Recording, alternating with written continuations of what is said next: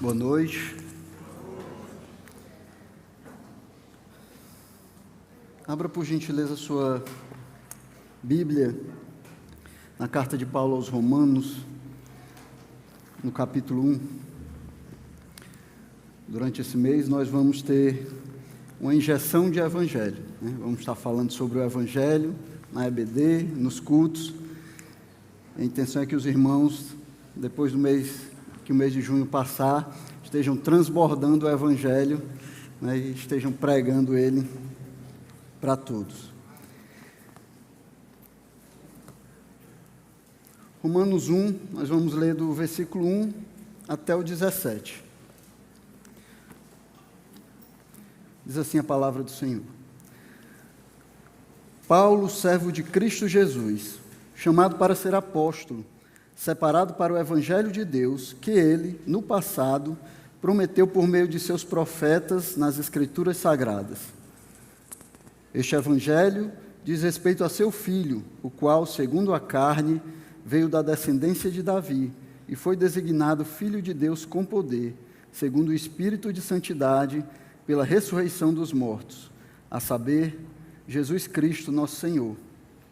Por meio dele, viemos a receber graça e apostolado por amor do seu nome, para a obediência da fé entre todos os gentios. Entre esses se encontram também vocês que foram chamados para pertencerem a Jesus Cristo. A todos os amados de Deus que estão em Roma, chamados para ser santos, que a graça e a paz de Deus, nosso Pai, e do Senhor Jesus Cristo estejam com vocês. Em primeiro lugar, por meio de Jesus Cristo, dou graças ao meu Deus por todos vocês, porque a fé que vocês têm é proclamada no mundo inteiro. Pois Deus, a quem sirvo em meu espírito, no evangelho de seu Filho, é minha testemunha de como nunca deixo de fazer menção de vocês em todas as minhas orações, pedindo que em algum tempo, pela vontade de Deus, surja uma oportunidade de visitá-los, porque desejo muito vê-los, a fim de repartir com vocês algum dom espiritual, para que vocês sejam fortalecidos, isto é, para que nos consolemos uns aos outros por meio da fé mútua, a de vocês e a minha. Quero que vocês saibam, irmãos, que muitas vezes me propus ir visitá-los, no que tenho sido até agora impedido, para conseguir algum fruto igualmente entre vocês, assim como também tenho conseguido entre todos os gentios, pois sou devedor tanto a grego como a bárbaro, tanto a sábio como a insensatos. Por isso, quanto a mim, estou pronto a anunciar o evangelho também a vocês que estão em Roma, pois não me envergonho do evangelho, porque é o poder de Deus para a salvação de todo aquele que crê, primeiro do judeu e também do grego, porque a justiça de Deus se revela no evangelho de fé em fé, como está escrito, o justo viverá por fé. Curva a sua cabeça, vamos fazer uma oração pedindo a graça de Deus sobre as nossas vidas. Senhor Deus, Pai santo e misericordioso, Tua palavra está aqui aberta, Senhor, diante de nós. Prepara os nossos corações, Senhor, prepara as nossas mentes e ajuda-nos, Senhor, a compreender a Tua palavra, Senhor. Que ela possa fazer morada nos nossos corações, nós possamos entender a Tua vontade para nós, Senhor, e possamos andar no caminho que o Senhor escolheu que andássemos, Senhor. Prepara cada um de nós para receber a Tua palavra, Senhor. No nome de Jesus Cristo, Teu Filho. Amém.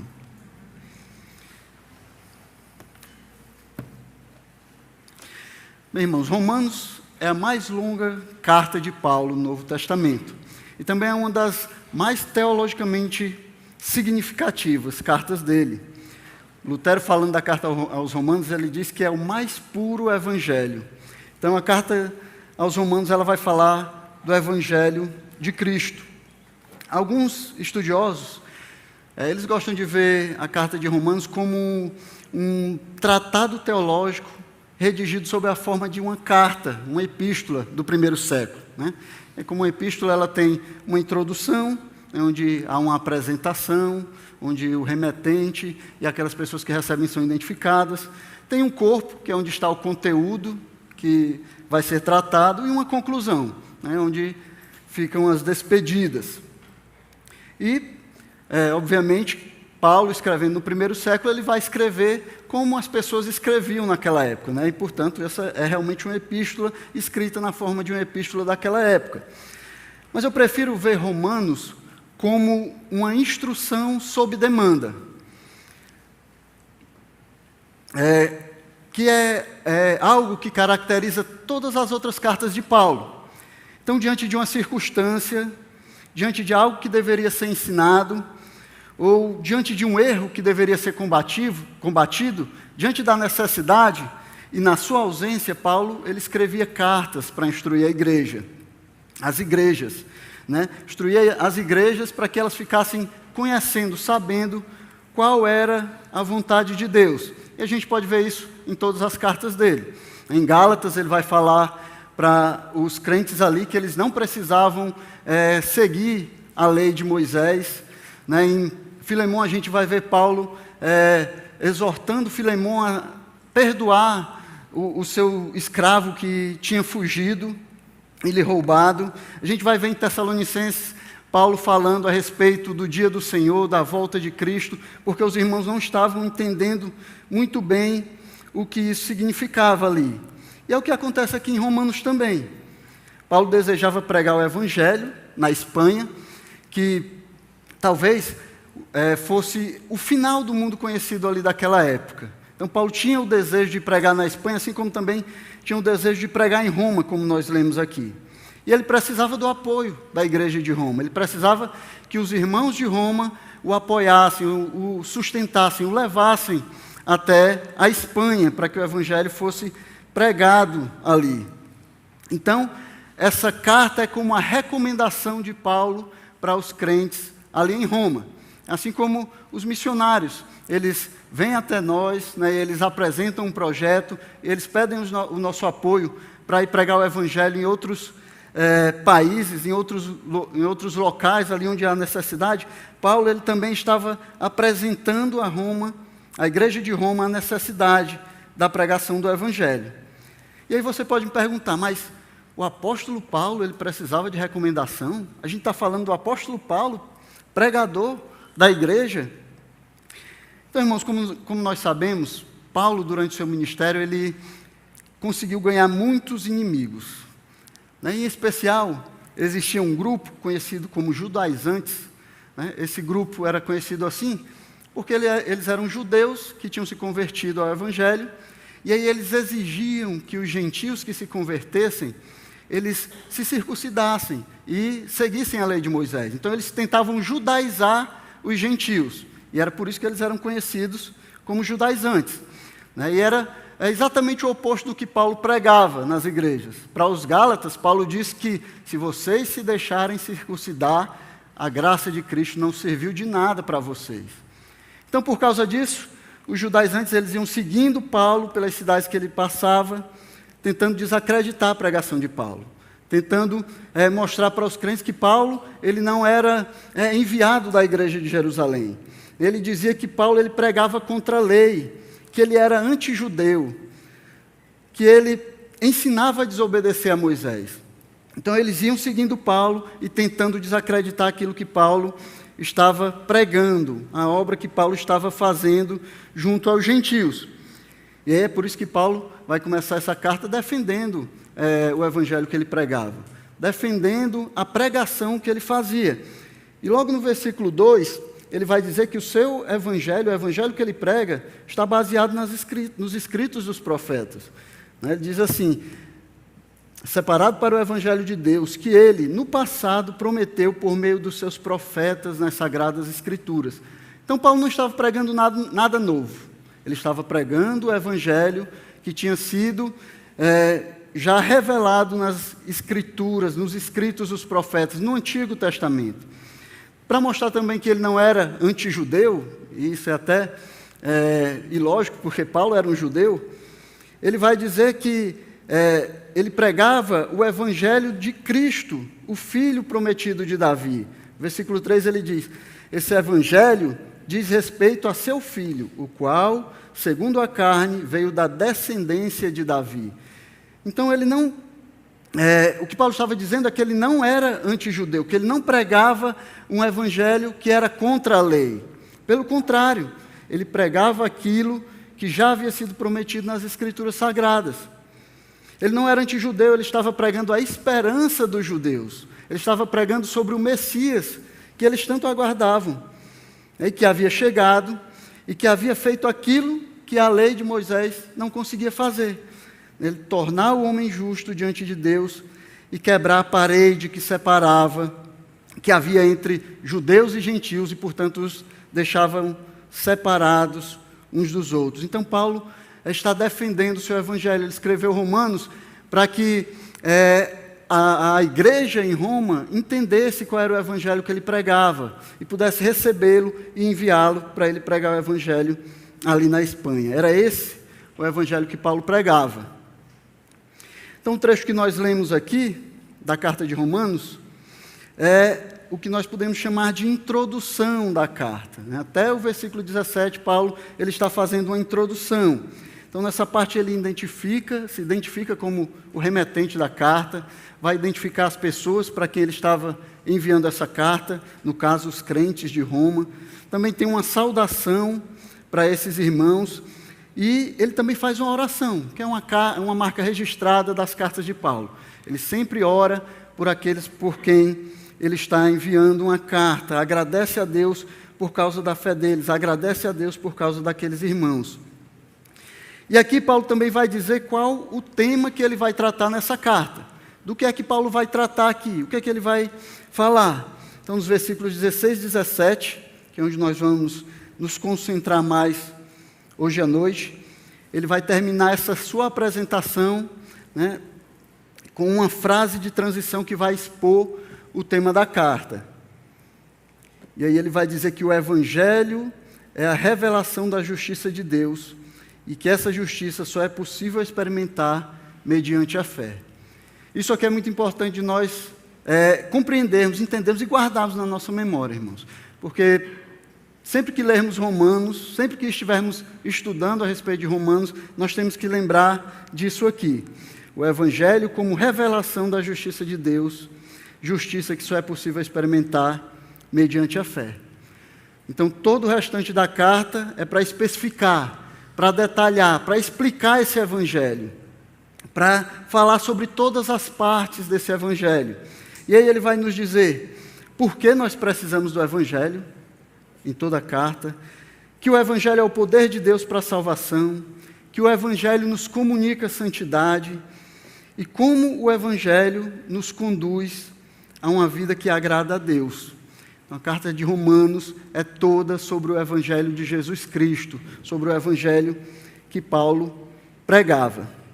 E aí, nós vamos tentar seguir com Paulo nessa jornada para conhecer o Evangelho do Filho de Deus durante essas próximas semanas em que nós vamos estar estudando juntos.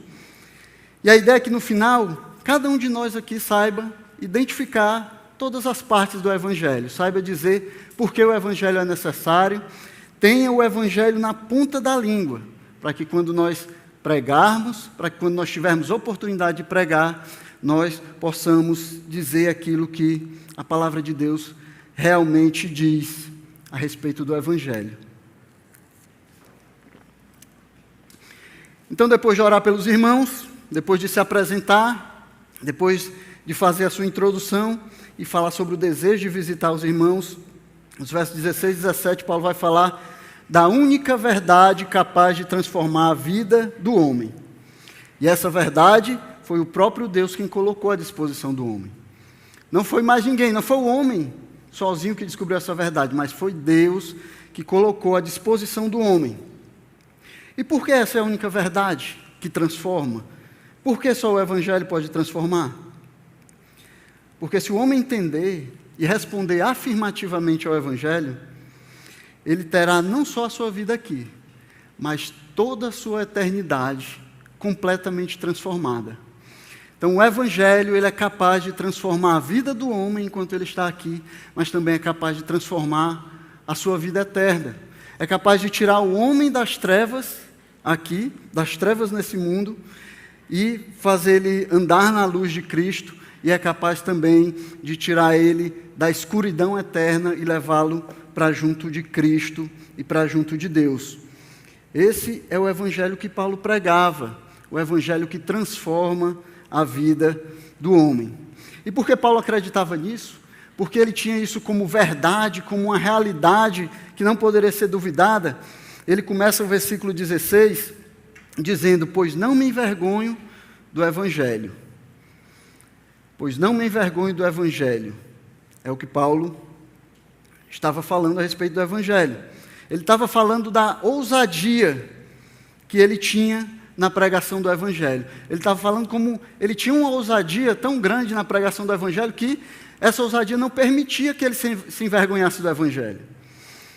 Ele não se envergonhava, e a maneira como ele colocou essa palavra aqui, se envergonhar, ele tanto está dizendo que não se envergonhava, como também não era possível fazê-lo se envergonhar por causa do evangelho de Cristo. Ele não tinha nada interiormente dele mesmo que causava vergonha relacionado ao evangelho. E não havia nada exteriormente que pudesse causar vergonha a Paulo quando ele pregava o evangelho. Agora, meus irmãos, quando a gente diz isso, quando a gente ouve isso, talvez não cause um impacto tão grande na gente. Mas a gente tem que lembrar quem é a pessoa que está falando aqui a respeito do evangelho e em que época ele estava falando isso. Nós estamos falando de Paulo, que era um homem que já havia sido aprisionado, perseguido, teve que fugir de várias cidades, sair fugido, escondido de várias cidades, foi zombado, considerado como um tolo, considerado blasfemo, foi apedrejado, foi espancado publicamente. Tudo isso eram coisas que nos causariam vergonha, se nós tivéssemos que passar por essas coisas por causa do evangelho. Além do mais, a época em que Paulo está falando, ali a segunda metade do primeiro século, década de 60 mais ou menos, os cristãos eram considerados como tolos, eram considerados como pessoas a ralé da sociedade. Naquela época, os cristãos eram considerados como ateus, vejam só vocês, porque eles acreditavam na loucura de que um Deus era melhor do que vários deuses. Então eles eram considerados ateus também. Alguns diziam até que os cristãos eram canibais, olha só, por causa da ceia de Cristo, onde os cristãos diziam que partiam o corpo de Cristo. Então eles diziam, esses canibais. Então era assim que os cristãos eram vistos no primeiro século. Teve uma mudança muito grande, mas era assim, que era nesse contexto que Paulo estava dizendo que não se envergonhava, que não deixava de ser ousado na pregação do evangelho. Como ele mesmo disse lá em 1 Coríntios 4 e 13, falando do seu ministério, ele diz: até agora temos chegado a ser considerados lixo do mundo, escória de todos. Era assim que o ministro do evangelho era considerado naquela época. Então havia muito para causar vergonha do evangelho. Havia muito que nos faria, a qualquer um de nós aqui, ter vergonha do evangelho. Era nesse contexto que Paulo dizia que ele não se envergonhava do evangelho, que ele não se intimidava por causa do que os outros pensavam, do que as outras pessoas falavam, nem das ameaças que eram feitas a ele. Então, nem os líderes judeus, nem os pagãos influentes da época, nem os intelectuais de Atenas conseguiram intimidar o apóstolo. Ele continuava animado para pregar o evangelho, onde ele ainda não tinha sido pregado. E isso porque ele sabia que o evangelho era a única forma que Deus havia providenciado para salvar o homem.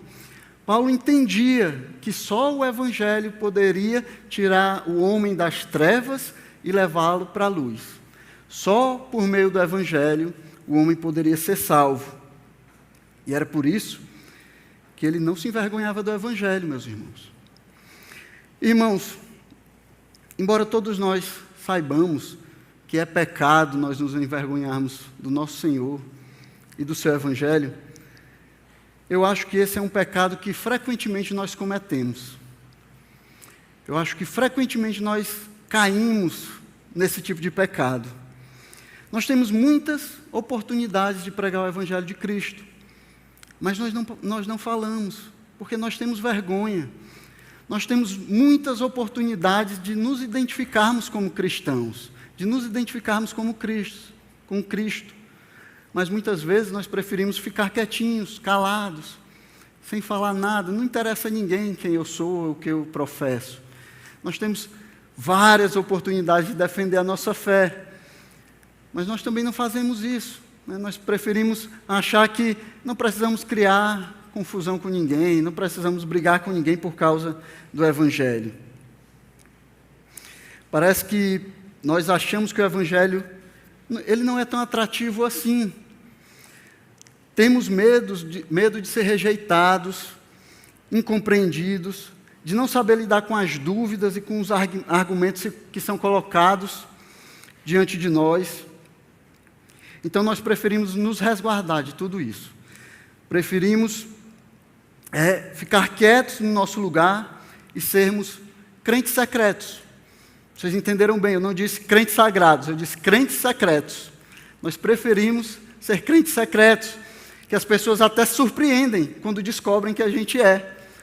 Ali é crente? Para nossa vergonha, irmãos, muitas vezes é o que tem acontecido nas nossas vidas.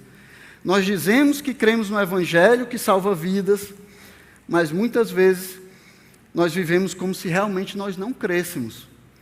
Como se realmente esse Evangelho ele não salvasse, ele não fosse eficaz o bastante para salvar. Como se isso tudo fosse papo furado. Como se não valesse a pena sofrer por Cristo, ser rejeitado por Ele, ser humilhado por Ele. Nós vivemos assim, no nosso mundo, pensando no que nós podemos ganhar, e não lembramos do Evangelho de Cristo, do que Cristo espera de cada um de nós, que preguemos o Evangelho onde nós estejamos. Essa era a paixão de Paulo, pregar o Evangelho, porque ele sabia o que era o Evangelho, ele sabia o que significava a pregação do Evangelho. E por causa disso, e ele continua dizendo, no versículo 16, não me envergonhe do Evangelho, porque é o poder de Deus para a salvação. Então era por isso que Paulo não se envergonhava do Evangelho. Ele sabia o que era o Evangelho. É como se ele estivesse dizendo, eu não me envergonho do Evangelho, porque eu sei que o Evangelho, eu sei o que é o Evangelho. Eu sei o que é que está em jogo. Eu sei o que o Evangelho pode fazer na vida das pessoas. Eu sei como o Evangelho pode transformar uma pessoa, porque o Evangelho é o poder de Deus para a salvação. Então, meus irmãos, o Evangelho, carregado com o poder do Deus onipotente, é a única coisa suficiente para salvar o homem dos seus pecados e dar a vida eterna para ele. Nada mais pode fazer isso.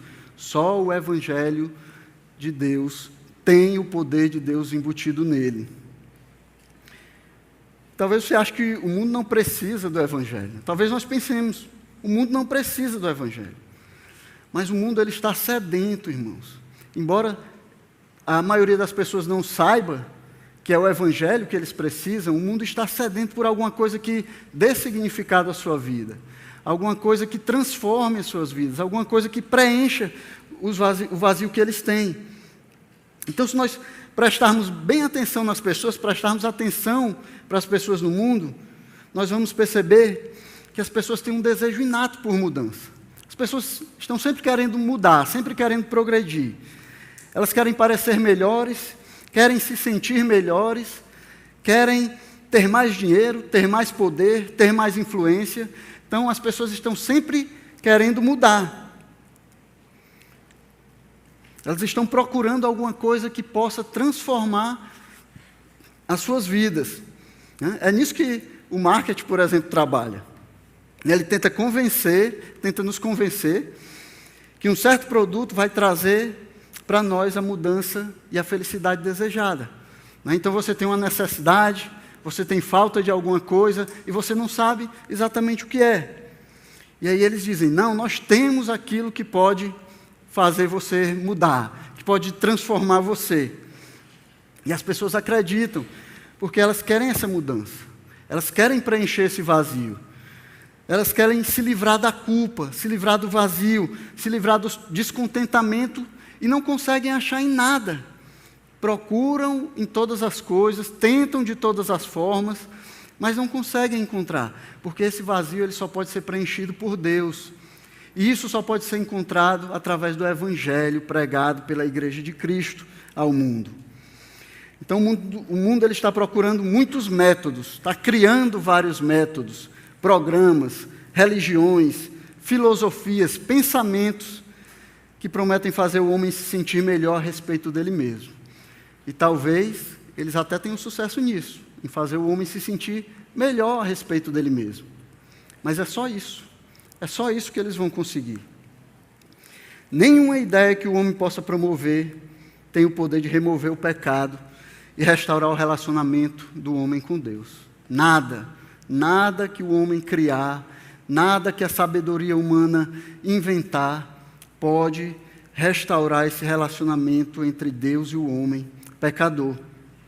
É o próprio Deus que diz isso. Jeremias 13:23, o Senhor diz assim: será que o etíope pode mudar a sua pele, ou o leopardo as suas manchas? Se fosse possível, também vocês poderiam fazer o bem, estando acostumados a fazer o mal. Nós não temos a capacidade, irmãos. O etíope não tem a capacidade de mudar a sua pele, o leopardo não tem a capacidade de mudar as suas manchas, e da mesma forma, o homem não tem a capacidade de viver sem pecados, de viver uma vida sem pecados. Só Deus pode fazer isso. Só o Evangelho de Cristo pode transformar a vida do homem. Poder para ser transformado de inimigo de Deus para filho dele não está no homem, está no próprio Deus. E ele nos mostra isso através do Evangelho. A Bíblia deixa claro, muito claro, na verdade. O homem não pode ser transformado espiritualmente, nem salvo dos seus pecados, pelas suas obras, pela igreja, por nenhum ritual, não pode ser salvo por seguir um grupo de regras. Nada disso pode salvar o homem. Nenhum meio humano pode salvar o homem. Só o Evangelho é que transforma o homem. Só o Evangelho é o poder de Deus para salvar o homem que crê. Esse é o método do grande Deus, do Deus Todo-Poderoso. É o único que pode libertar o homem da escravidão do pecado. E às vezes a gente pensa que é mais sábio do que Deus. A gente pensa que a gente tem um método melhor. Se eu fizer desse jeito vai ser mais fácil a pessoa crer. Não, se eu colocar aqui, se eu florear um pouquinho o Evangelho, se eu tirar aqui essas partes que são mais agressivas do Evangelho, talvez as pessoas entendam melhor, talvez as pessoas aceitem mais. Mas não, o método de Deus é a pregação do Evangelho como ela é mostrada na sua palavra. Só o Evangelho de Deus pode salvar o homem. E esse Evangelho, ele opera através da fé que salva. É o que Paulo diz na continuação do versículo. Não me envergonhe do Evangelho, porque é o poder de Deus para a salvação de todo aquele que crê, primeiro do judeu e também do grego. Então o Evangelho ele opera através da fé que salva. Não importa se você é judeu, não importa se você é grego, não importa se você é europeu, americano, brasileiro, se você é branco, negro, índio, não importa o que você é, nem o que você faz. Só importa, tudo que importa é se você crê. Se você crê no Evangelho, se você crê que aquilo que a palavra de Deus diz a seu respeito é verdade, se você crê que aquilo que a palavra de Deus diz a respeito do próprio Deus é verdade, isso é o que importa, crer, ter fé. Você tem que crer que quando a palavra de Deus diz que você é um pecador miserável, que está separado de Deus por causa do seu pecado, isso é verdade, é a verdade de Deus para você. Mas que você não precisa morrer separado de Deus, porque Ele enviou o seu Filho como sacrifício no seu lugar. E o sacrifício dele é suficiente para salvar você e tornar você justo diante de Deus. Você precisa crer que Jesus Cristo morreu por causa dos seus pecados, mas que Ele não ficou na morte. Ele ressuscitou no terceiro dia e hoje Ele está à direita do Pai e Ele intercede por nós. Nós precisamos crer naquilo que a palavra de Deus nos ensina a respeito do Evangelho. Crer que o que Deus diz a nosso respeito e a seu próprio respeito é a verdade. Todos nós precisamos de fé, irmãos.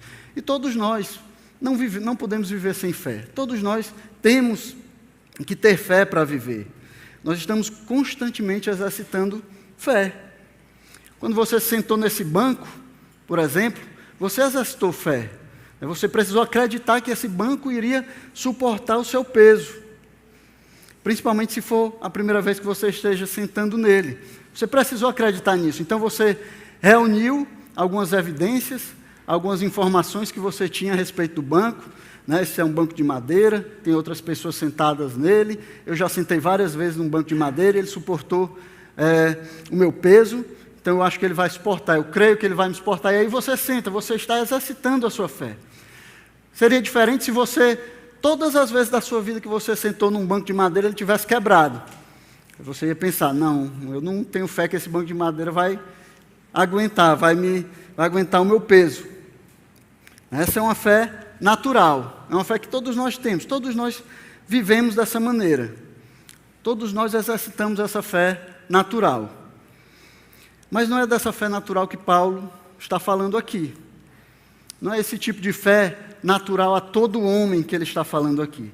Quando Paulo fala em crer, aqui em Romanos, ele tem em mente uma fé sobrenatural, uma fé que é produzida por Deus em cada um que crê no Evangelho.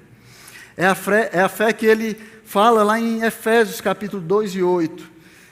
Ele diz assim, pela graça vocês são salvos, mediante a fé. E isso não vem de vocês, é dom de Deus. É essa fé que é dom de Deus para o homem, é essa fé que o próprio Deus dá ao homem, que é capaz de operar com o Evangelho e salvar o homem da destruição eterna e levá-lo para junto de Deus. Essa é a mesma fé que curou o servo do centurião.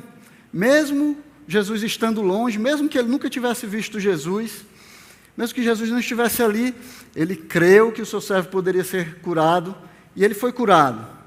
É a fé que faz os cegos verem, os leprosos serem purificados, os aleijados andarem.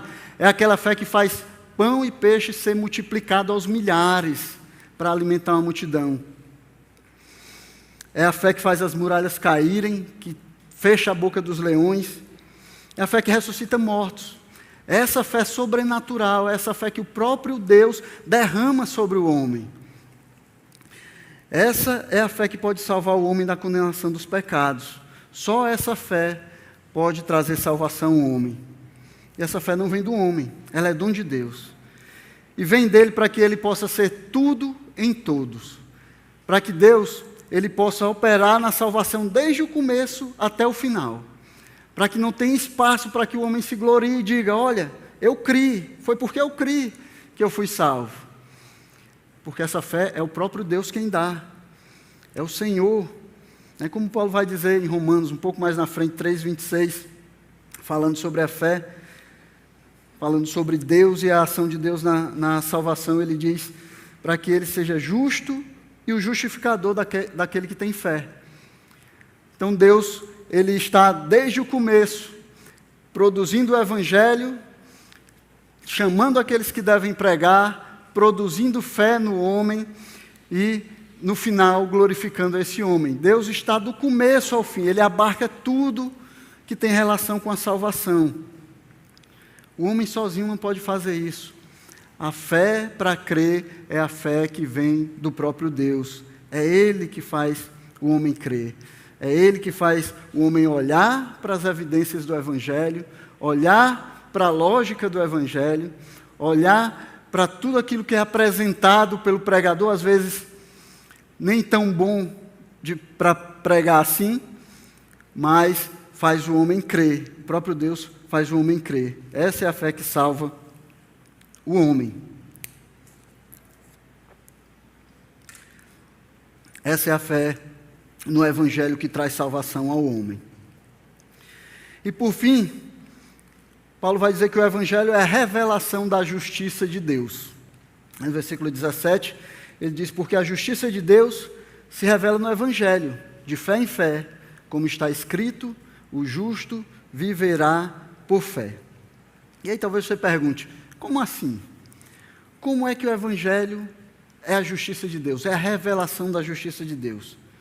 O que isso significa? O Evangelho ele é a revelação da justiça de Deus, porque todos os homens pecaram. Todos. Vocês e eu. Todos nós aqui pecamos. E por causa dos nossos pecados, todos nós merecíamos passar uma eternidade no inferno para pagar a dívida que nós temos com Deus. O grande Deus, Ele olha lá de cima na eternidade e o nosso pecado está constantemente diante dEle. Constantemente Deus vê o nosso pecado em toda a eternidade. E por isso nós deveríamos passar toda a eternidade pagando essa dívida. E nós não temos crédito para isso. Né? Nós não somos eternos, não podemos pagar uma dívida eterna. E às vezes, quando a gente pensa sobre isso, quando a gente pensa sobre Deus, talvez a gente pense sobre Deus de uma maneira errada. A gente muitas vezes não entende o Deus a quem nós servimos, meus irmãos. Deus, Ele é um Deus de justiça. Ele não poderia simplesmente fechar os olhos para o pecado dos homens, Ele não poderia fingir que nada aconteceu, olhar para o outro lado e fingir que não viu o homem pecar. Ele não podia só jogar para baixo do tapete. Não é assim que Deus age. Deus, Ele não é o homem. Deus é justo e o justo pagamento pelo pecado é a morte, e a morte eterna. Deus, Ele não pode ir contra Ele mesmo, não pode ir contra a sua própria justiça. Ele tinha que cobrar o pecado do homem, Ele tinha que fazer o homem pagar pelo seu pecado. Deus, Ele é imparcial, não existe parcialidade nele. Então, todos nós, pecadores, deveríamos sofrer a sentença e a condenação do pecado. E a sentença do pecado é aquela que está proclamada lá em Ezequiel 18. A pessoa que pecar, essa morrerá. Eu queria que vocês fossem comigo aí até Ezequiel, capítulo 18, vamos ler a partir do versículo 20.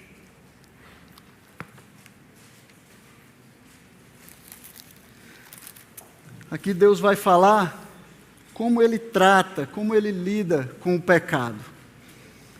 Como é que Ele vai lidar com o pecado dos homens. Por que os homens são condenados?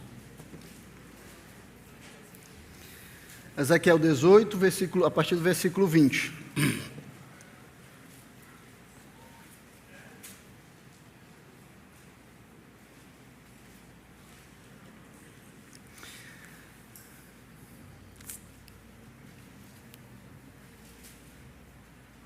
Diz assim: a pessoa que pecar, esta morrerá. O filho não pagará pela iniquidade do pai, nem o pai pagará pela iniquidade do filho. A justiça do justo ficará sobre ele, e a maldade do ímpio cairá sobre este. Mas, se o ímpio se converter de todos os pecados que cometeu, e guardar todos os meus estatutos, e fizer o que é justo e reto, certamente viverá, não será morto. De todas as transgressões que cometeu, nenhuma será lembrada contra ele, pela justiça que praticou, viverá. Vocês pensam que eu tenho prazer na morte do ímpio? Diz o Senhor Deus. Não desejo eu muito mais que ele se converta dos seus pecados, dos seus caminhos e viva? Mas se o justo se desviar da sua justiça e fizer maldade, fazendo as mesmas abominações que o ímpio faz, será que ele viverá? De todos os seus atos de justiça que praticou, nenhum será lembrado na sua transgressão, com que transgrediu, e no seu pecado que cometeu, neles morrerá. No entanto, vocês dizem: o caminho do Senhor não é reto. Então escute, ó casa de Israel. Será que o meu caminho não é reto? Não seriam muito mais os caminhos de vocês, que são tortuosos? Se o justo se desviar da sua justiça e fizer maldade, morrerá por causa dela. Na iniquidade que cometeu, morrerá. Mas se o ímpio se converter da maldade que cometeu e praticar o que é justo e reto, ele preservará a sua vida. Pois se ele percebe o que fez e se converte de todas as suas transgressões que cometeu, certamente viverá. Não será morto. No entanto, a casa de Israel diz: o caminho do Senhor não é reto. Será que são os meus caminhos que não são retos, ó casa de Israel? Não seriam muito mais os caminhos de vocês que são tortuosos? Portanto, eu julgarei cada um segundo os seus caminhos, ó casa de Israel, diz o Senhor Deus. Convertam-se e afastem-se de todas as suas transgressões, para que a iniquidade não lhes sirva de tropeço. Então aqui o Senhor está dizendo como é que Ele vai tratar o pecado. Vocês, Ele diz para Israel, serão condenados por causa daquilo que vocês fizeram, por causa da injustiça de vocês. E aí não importa se você viveu uma vida de justiça e cometeu um pecado contra Deus. Ele diz, eu não me lembrarei das obras de justiça que vocês cometeram. E algumas pessoas gostam de pensar assim, não, eu cometo pecado sim, mas eu sou uma pessoa boa também, né? Se botar na balança, vai ter muito mais coisa boa do que coisa ruim. O que Deus está dizendo aqui é que não importa as obras de justiça que você fez, quando você peca, todas elas são esquecidas. Todas elas são esquecidas. É assim que o grande Deus vai lidar com cada um de nós aqui. Ele vai nos julgar segundo as nossas obras. Mas se você não quer ser condenado, é fácil.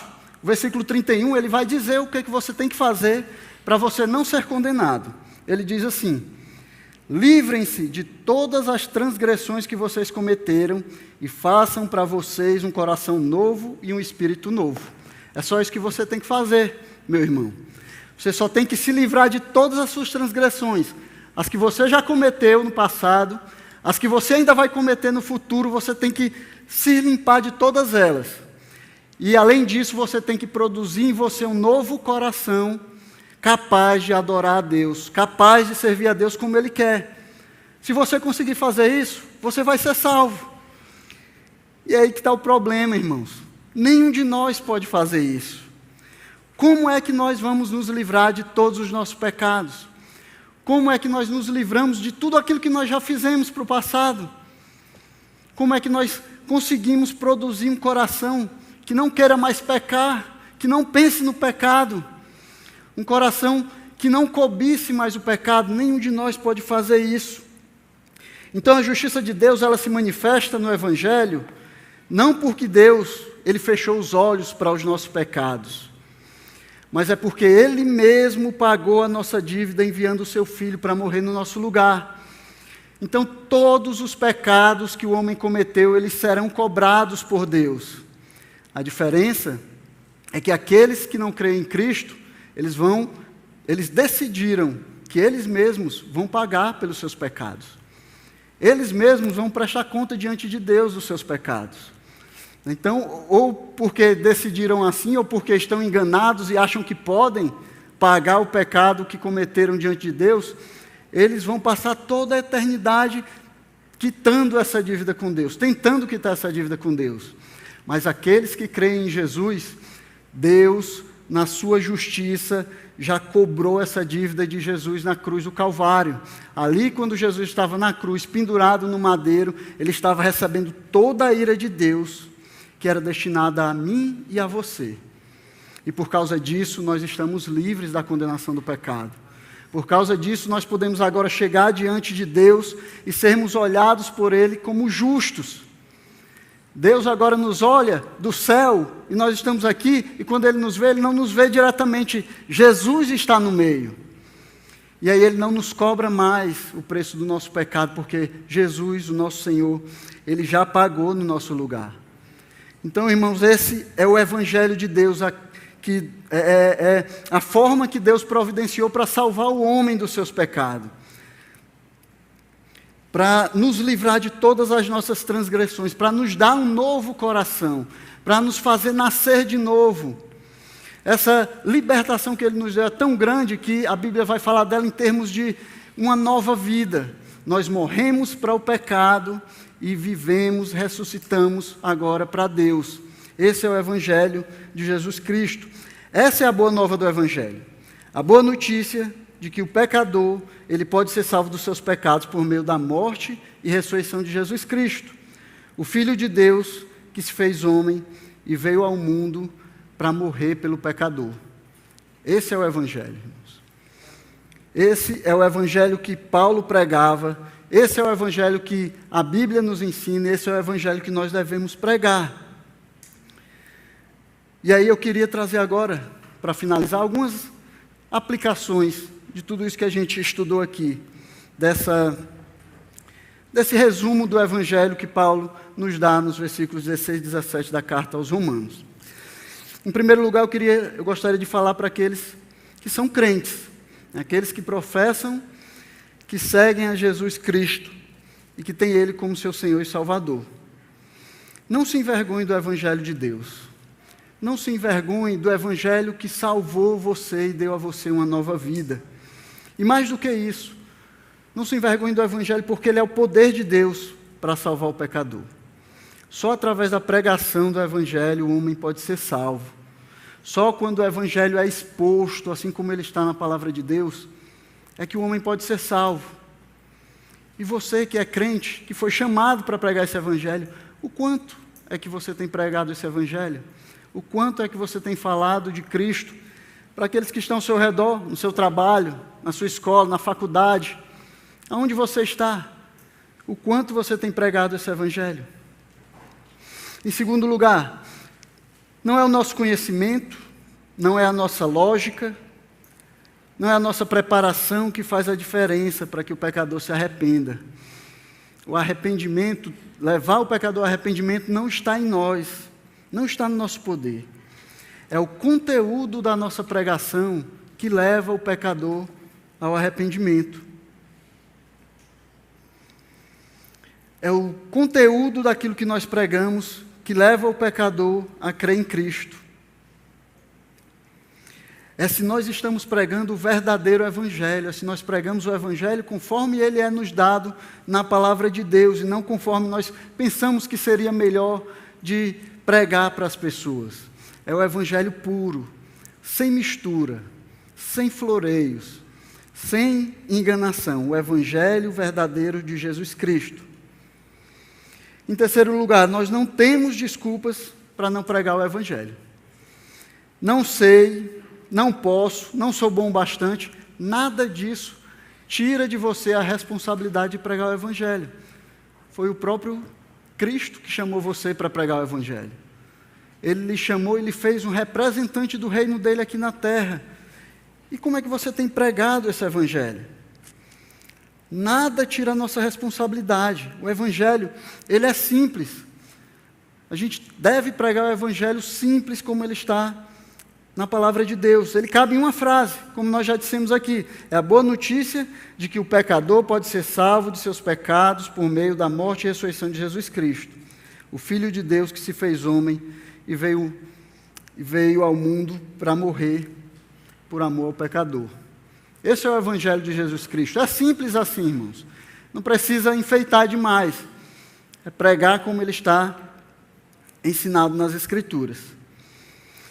Também eu gostaria de trazer uma aplicação para aqueles que ainda não decidiram seguir a Cristo como seu Senhor e Salvador. Eu gostaria de dizer isso de forma objetiva, séria, mas em amor. Nada, meus amigos, pode livrar você do juízo iminente e da ira que Deus vai derramar sobre o pecador. Nada nesse mundo pode livrar você da ira de Deus. Nem o seu dinheiro, nem a sua influência, nem o poder que você acha que tem, nem a sua família, nem os seus bens, nada.